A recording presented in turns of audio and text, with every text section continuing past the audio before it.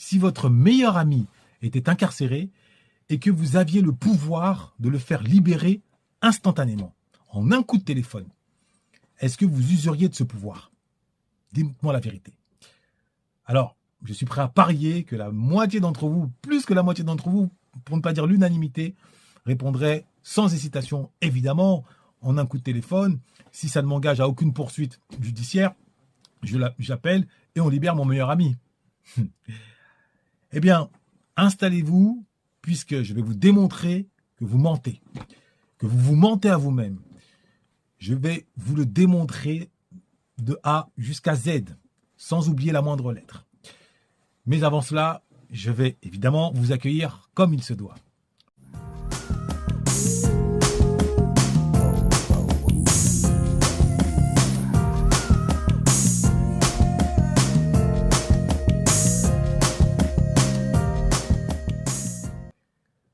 Hotep, shalom, salam, bonjour à toutes et à tous. J'espère que vous vous portez au moins aussi bien qu'un missile saoudien dans les rues du Yémen ou qu'un Camerounais devant un spectacle de l'immortel Jean-Michel Cancan. Bienvenue sur Afro Noblesse, la chaîne qui, comme vous le savez, s'est donnée pour mission de permettre à un maximum d'Afro de prendre le pouvoir sur leur intelligence en prenant le pouvoir sur leur logos et ainsi de pouvoir prendre leur destin en main et de plus le subir. Chaîne ouverte à tous, bien évidemment, je ne suis pas un Black Panther, je n'ai pas une vision sectaire. L'humain avant la couleur de peau. Néanmoins, la couleur de peau est déterminée dans l'histoire par des crises, par des traumatismes, raison pour laquelle j'ai une position panafricaine dans une posture de reconstruction. Je suis Ludovic Armanwanda, Prince Bamileke, écrivain et formateur en maîtrise du langage soutenu et du logos. J'ai enfin répondu à vos demandes. Certains d'entre vous ont assisté à l'occasion de Business Africa à ma masterclass et n'en reviennent toujours pas, sans prétention aucune. Les témoignages en ont attesté. Je viens d'assister à la masterclass de Ludovic Wanda sur la maîtrise du verbe. C'était une masterclass très intéressante, très enrichissante. On a appris beaucoup de choses qui ont été très édifiantes pour nous tous. Je ressors grandi, j'ai appris des choses sur le verbe, comment parler, avoir plus d'éloquence et vraiment j'ai beaucoup aimé. Bonjour à tous, moi c'est Fatou, donc je voulais faire un retour concernant la formation. Ça a été une formation de qualité. Franchement, je suis partie avec énormément de tips et franchement, je vous recommande de le suivre, vous ne serez pas déçus. Merci beaucoup. D'autres, n'ayant pas pu y assister, m'ont demandé à nouveau de la reproduire, m'ont demandé de pouvoir, à défaut de pouvoir bénéficier de l'ensemble de ma formation qui s'étend sur 3 mois, parfois sur 6 mois, mais au moins de bénéficier de cette masterclass dédiée au logos. Eh bien, figurez-vous que ce sera chose faite. Je vous attends le 6 novembre prochain pour une masterclass d'anthologie, lors de laquelle je vais rentrer en profondeur et je vais vous amener à comprendre pas simplement la généalogie du logos, mais également en quoi le logos est au centre des rapports humains, y compris donc des rapports raciaux, en quoi le logos permet, quand on le maîtrise, de développer son intelligence, en quoi, surtout, eh bien, le langage renferme un certain nombre de secrets qui, lorsqu'on ne les maîtrise pas, vous éloignent de façon définitive du pouvoir sur votre vie. Donc, je vais rentrer à ce niveau-là. Quand vous sortirez de cette masterclass, la réalité, vous allez poser un nouveau regard sur la réalité. Très loin du portrait que vous offre la télévision, très loin de tout ce que l'on peut entendre ici ou là. Je n'ai qu'une parole et je le répète, ceux qui ont déjà assisté à ma masterclass peuvent le confirmer, bien qu'ils n'en ont eu qu'un aperçu, étant donné que la masterclass ne durait qu'une heure et que là, en l'occurrence, elle durera au minimum 2 heures, entre 2 heures et 2 heures et demie. Donc, vous n'avez qu'une chose à faire, vous inscrire, sachant que les places seront limitées, hein, évidemment. Je ne suis pas là pour faire une masterclass à 1000 personnes, vous m'en excuserez, j'ai quand même un souci de pédagogie. Donc, inscrivez-vous au plus vite, comme ça, au moins, vous y assisterez et vous verrez, il y aura un avant et un après dans votre vie. Votre regard sur la vie changera et ainsi, votre vie changera en mieux. Alors, pour revenir au sujet du jour, je vous ai demandé si vous aviez la possibilité de libérer votre meilleur ami, est-ce que vous le feriez? J'entends déjà les bruits. Oui, évidemment, Dandy, Afro Noble, évidemment. Calmez-vous, calmez-vous. Rien n'est plus faux. Rien n'est plus faux. Je vais vous démontrer pourquoi vous mentez. La première chose déjà à comprendre, c'est qui est votre meilleur ami? Si ce n'est vous-même. C'est d'abord vous-même votre meilleur ami. Ce n'est pas Pierre-Paul Jacques, ce n'est pas votre frère, votre soeur. Non, non, c'est vous-même, dans votre miroir. C'est vous, votre meilleur ami. Parfois de manière un peu excessive, ça s'appelle être mégalomane, être narcissique. Néanmoins, ça reste, vous êtes votre meilleur ami. Donc, pour reformuler ma question initiale, si vous aviez la possibilité de vous libérer de la prison dans laquelle vous êtes enfermé, est-ce que vous feriez cet effort? Là, la réponse, elle commence déjà à être un peu moins évidente. Un peu moins évidente, d'autant plus que la majorité d'entre vous est convaincue, évidemment, d'être libre. Évidemment, vous vous dites, dès lors que l'on peut manger des cornflakes le matin, devant une série Netflix, on est libre. Dès lors que l'on peut faire du rodéo sauvage en plein centre-ville, que l'on est libre. Dès lors que l'on peut twerker sur TikTok pendant que nos enfants regardent des dessins animés, on est libre. Dès lors que l'on passe les nuits entières accrochés à FIFA aux jeux vidéo, on est libre. Dès lors que l'on passe une thèse en 10 ans au lieu de 3, on est libre. Dès lors que l'on investit en bourse, quitte à ruiner ses économies, on est libre. On pense que on est libre, on en est convaincu. On en est convaincu tous les jours, les publicités, nos actions nous font croire que nous sommes libres. Alors que rien n'est plus éloigné de la vérité. Nous ne sommes pas libres, nous sommes en prison. Et cette vérité-là, cet état de fait, tenez-vous bien, on l'a découvert grâce à l'intervention, du moins à l'échelle occidentale, grâce à l'intervention d'un homme. Et c'est à lui que je vais consacrer cette vidéo notamment, bien que de manière condensée, il faudrait 5-10 conférences de 2 heures chacune pour vraiment rentrer dans tous les tréfonds de son œuvre. Néanmoins, cet homme est fondamental. Cet homme est le père de la philosophie moderne occidentale. Il est le père des Lumières. Il est le père de la sociologie, il est le père de la psychologie. Et c'est rien de le dire. Autrement dit, il est le père d'Emmanuel Kant, il est le père de la Révolution française, la philosophie des Lumières, il est le père de Rousseau, de Voltaire, il est le père de Durkheim, de Weber, il est le père de Freud, de Jung, de Lacan, et j'en passe. Imaginez le poids, ce qu'il peut représenter. Alors le grand public ne le connaît pas, ou très peu.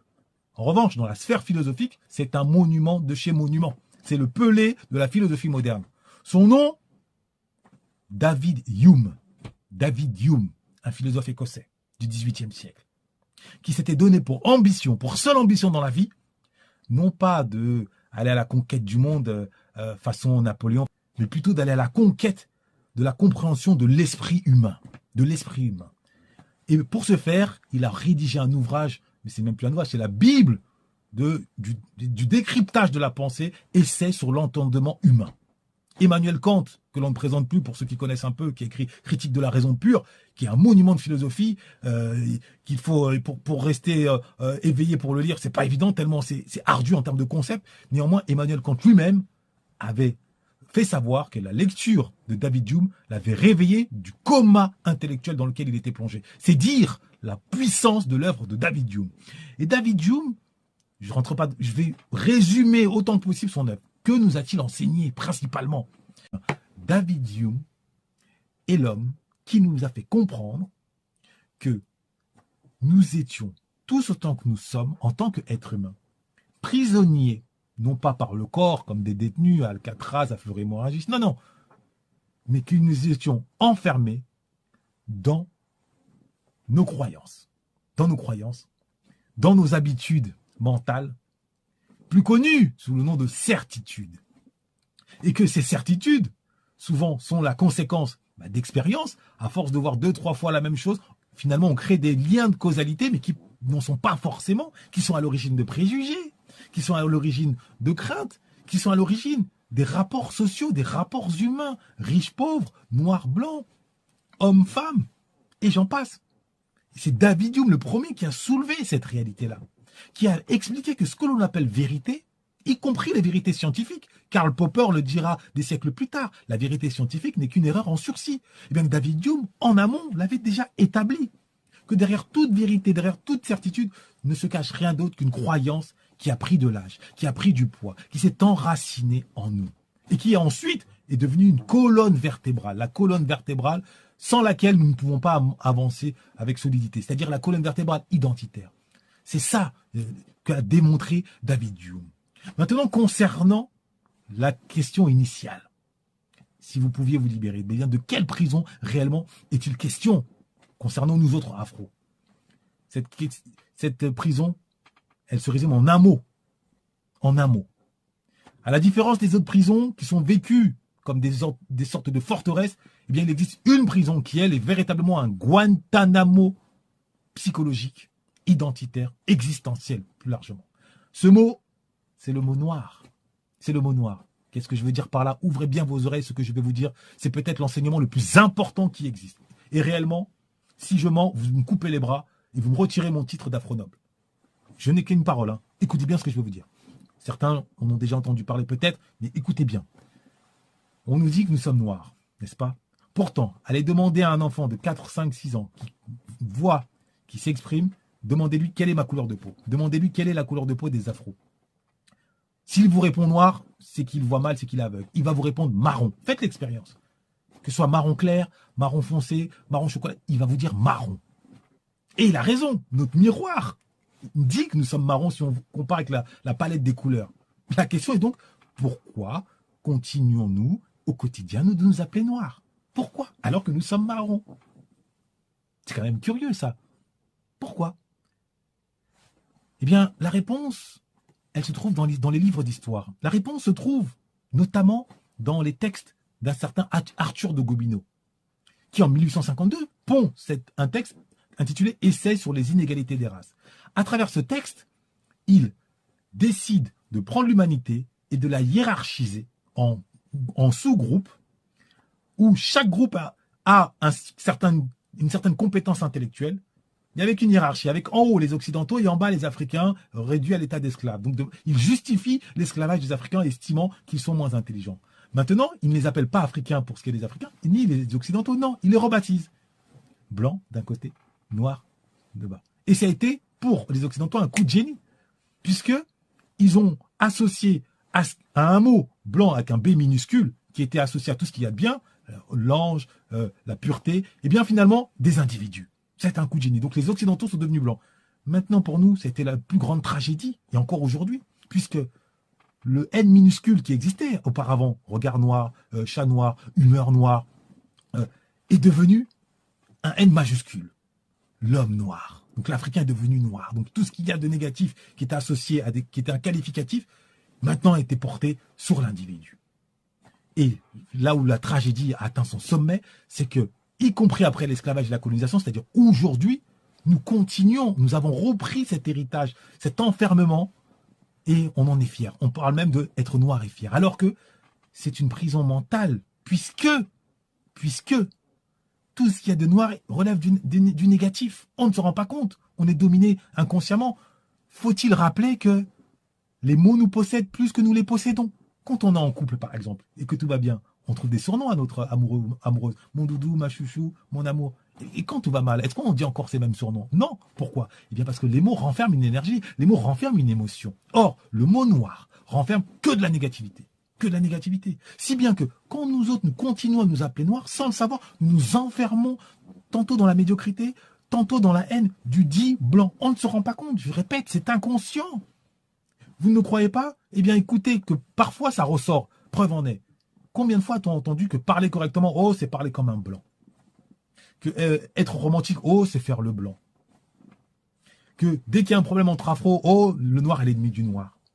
Comme si les Occidentaux n'avaient pas fait la guerre entre eux, comme si les Asiatiques n'avaient pas fait la guerre entre eux. Pourtant, on n'a jamais entendu, oh, le blanc est l'ennemi du blanc. Mais quand c'est les afros, oh, le noir est l'ennemi du noir. C'est-à-dire, le mot noir nous enferme dans une vision simpliste, médiocre, victimaire et parfois même haineuse. Tout ce qu'il y a de plus négatif, en somme. Néanmoins, nous continuons à l'entretenir. C'est-à-dire, nous continuons à entretenir cette prison. Nous sommes nos propres geôliers, aussi longtemps que nous continuerons à nous appeler noirs. Les Afro-Américains, eux, ont compris cela il y a depuis 20 ans à peu près. Jusqu'à il y a 20 ans, ils s'appelaient Black American, Black Power des années 60-70 de Stokely et Carmichael. Mais depuis, ils ont compris, ils ont dit, mais attends, mais finalement, noir, ça ne correspond pas à ce que nous sommes. Déjà, la couleur, c'est pas noir. Et en prime, noir, c'est pas une identité culturelle, c'est rien. C'est une appellation racialiste, donc infériorisante, et qui, en plus, en termes d'humeur, en termes d'émotion, nous infériorise. Résultat des courses, ils ont troqué noir contre africain-américain. Ce n'est pas un hasard. Et seuls ceux qui s'appellent encore noirs, c'est dans le ghetto, là où règne la victimisation et l'autodestruction. Est-ce un hasard? Je ne le pense pas. Maintenant, nous ici, il serait temps qu'on en prenne conscience que notre première prison, notre premier combat, outre le combat de l'éducation, outre le combat linguistique, accéder à la maîtrise de soi par la maîtrise des mots, je ne cesserai de le répéter, ça passe aussi par la reconquête de notre narration, avec pour premier point le mot noir. Stoppons, ne nous appelons plus noirs. Vous avez peut-être remarqué, j'utilise souvent le mot afro. De temps en temps, ça m'échappe le mot noir. Preuve que moi-même encore, il y a des restes de cet emprisonnement. Il n'en demeure pas moins que je me suis libéré de ce mot noir. Mais nous sommes combien à le faire? Et pour répondre à la question et à mon engagement, je vous ai dit, je vais vous démontrer que vous mentez. Quand cette vidéo va s'arrêter, quand votre vie va reprendre ses droits, je suis convaincu que vous allez encore dire « Oh, les Noirs, oh, nous les Renois, demain ». Pourquoi? Parce que c'est enraciné dans notre inconscient. C'est ces fameuses certitudes dont je parlais et que David Hume a mis sur la table. Voilà notre premier combat, à mon sens. Et Steve Biko l'avait bien dit, l'arme la plus puissante du dominant, c'est l'esprit du dominé. Moi, je rajoute, c'est le langage du dominé, c'est l'inconscient du dominé. Et le mot noir est notre plus grand ennemi. Nous devons nous en libérer. Évidemment, encore faut-il en prendre conscience et combattre nos anciennes habitudes par de nouvelles habitudes. C'est-à-dire sortir de nous-mêmes, sortir, accepter de nous regarder dans un miroir. Je suis là pour ça, d'autres sont là pour ça. On va y aller pas après pas, faites-moi confiance. Inscrivez-vous à la masterclass, d'autres vidéos arrivent, vous le savez, likez, partagez. Vous êtes mon carburant quand vous m'encouragez. La route de notre renaissance par l'excellence est encore longue. Maintenant, j'ai suffisamment d'énergie grâce à vous. Et aussi longtemps que vous m'encouragerez, j'aurai cette énergie. Noblesse oblige.